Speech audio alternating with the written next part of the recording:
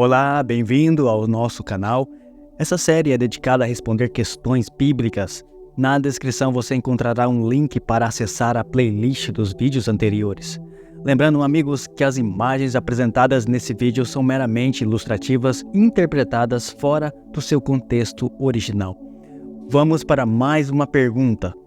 A Bíblia diz que Jesus morreu na sexta-feira, na parte da tarde, e ressuscitou no domingo pela manhã.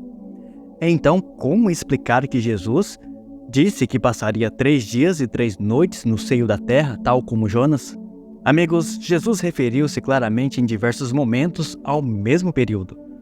O intervalo entre sua morte e ressurreição, como em 3 dias. Ao terceiro dia, quando cita Jonas, em Mateus 12:40, emprega a frase 3 dias e 3 noites. A menos que se queira acusar a Jesus de contradizer-se, deve-se aceitar que as diversas frases referem-se a um mesmo período. Ainda os sacerdotes e fariseus que disseram que Jesus havia predito sua ressurreição depois de 3 dias, pediram a Pilatos que se guardasse a tumba até ao terceiro dia, não até depois do terceiro dia. Evidentemente entenderam que as duas frases significavam a mesma coisa.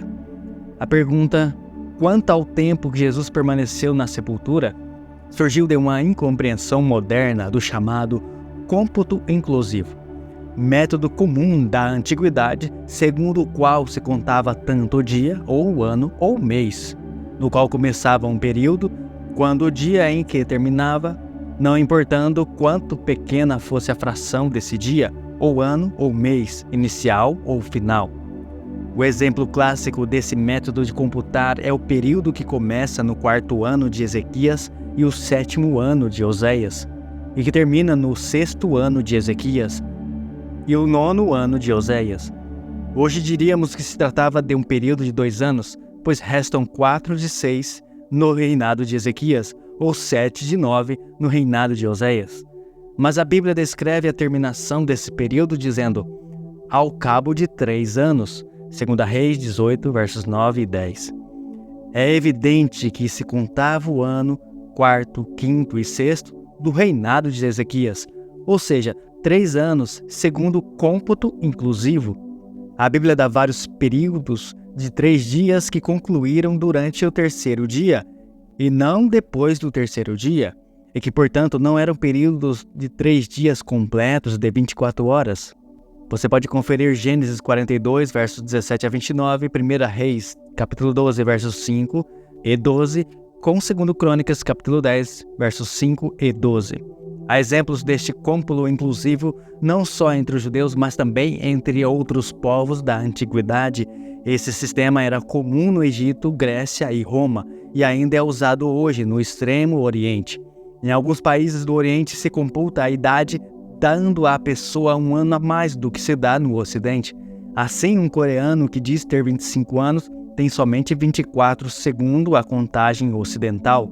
Segundo o cômputo chinês, um menino que nasce na última parte do ano tem 2 anos no ano seguinte, pois está vivendo o segundo ano de sua vida conforme o calendário, e no começo do ano seguinte completará 3 anos de vida, mesmo que só um desses anos seja um ano completo.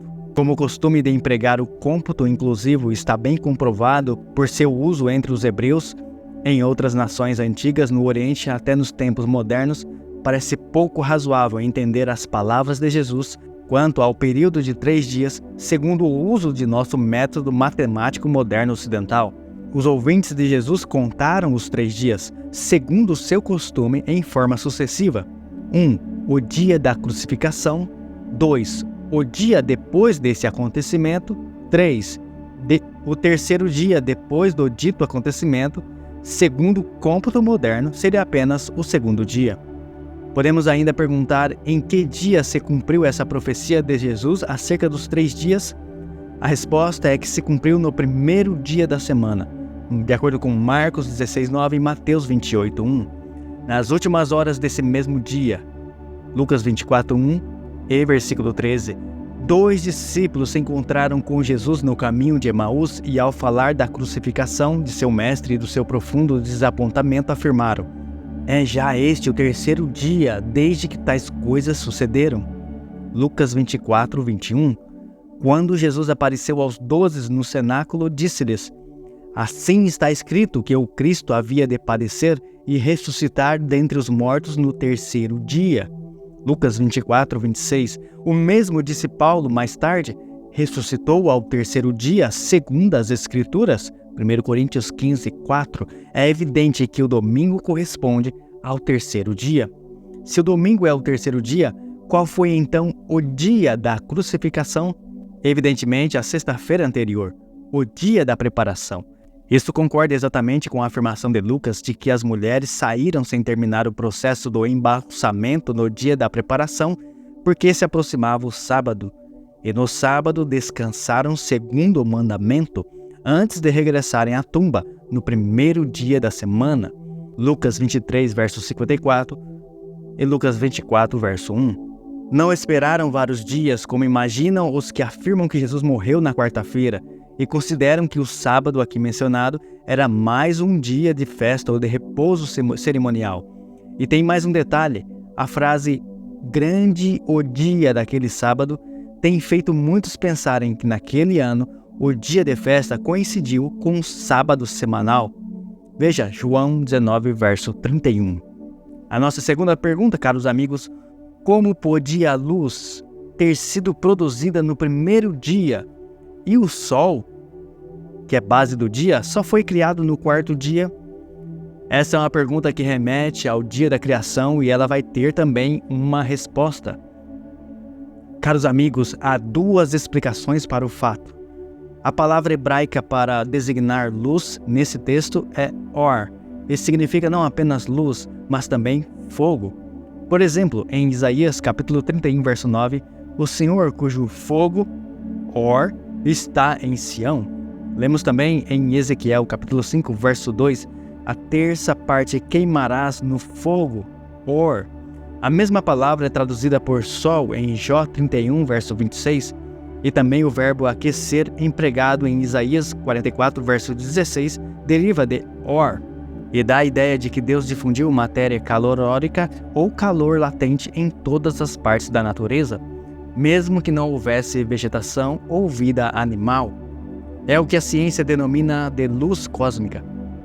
Comentando este assunto, conclui Adam Clark que existe luz latente que é provavelmente o mesmo que calor latente. Pode-se demonstrar facilmente. Tome 2 pedaços de cristal de rocha, ágate, cornélio, pusiflex e esfregue-os vivamente no escuro, e a luz latente ou matéria calorórica será imediatamente produzida, tornando-se visível. A luz ou calor desprendido dessa maneira não é produzida da mesma forma poderosa como o calor ou fogo que se obtém golpeando o sílex com aço, ou que é produzido por fricção elétrica. A luz que se fez ao mundo divino era provavelmente a luz cósmica que permeava a natureza em fase da criação. Haja luz. Sem luz não podia haver vida. E quando o Criador começou a obra de trazer à ordem o caos e introduzir várias formas de plantas e de vida animal sobre a terra, era essencial que houvesse luz. A luz é a forma visível de energia que, pela sua ação sobre as plantas, transforma elementos inorgânicos e forma alimentos tanto para o homem como para os animais e controla muitos outros processos necessários à vida. A luz sempre foi um símbolo da presença divina. Deus é luz. 1 João capítulo 1, verso 5. Portanto, a luz criada no primeiro dia seria então a luz cósmica. Portanto, o sol só surgiu no quarto dia. O texto hebraico em Gênesis capítulo 1, verso 3 diz: haja luz. A palavra or não se refere aos corpos celestes, mas ao fenômeno físico chamado luz. E a fonte desta luz não nos é revelado aqui. Daí porque é lógico supor que todo o nosso sistema solar fosse formado já no primeiro dia. Nessa ocasião, o Sol achava-se presente, mas sua luz aparecia em forma difusa através das pesadas nuvens que, sem dúvida, envolviam a Terra. Os últimos 3 dias da semana da criação são claramente controlados pelo Sol, cujo disco apareceu visivelmente no quarto dia, e os dias são descritos nos mesmos termos usados para limitar os primeiros 3. Isto constitui forte argumento de que os 6 primeiros dias foram iguais em extensão e em natureza, ou seja, dias normais de 24 horas. No mesmo livro, página 211, lemos: durante os 3 primeiros dias, a luz estivera sobre a terra, mas apenas de modo débil, difuso, filtrando-se através do teto de nuvens pesadas e contínuas. Está aí, meus amigos, a resposta das 2 perguntas, que você possa ter compreendido, e poste aqui o seu comentário, a sua dúvida, poste aqui a sua indagação, ou quem sabe a sua discordância do que foi falado, ou algum comentário relevante sobre o tema. Que você fique na paz do Senhor Jesus, acompanhe o nosso canal, pela graça de Deus, vamos seguir em frente crescendo. Um forte abraço para você e sua família.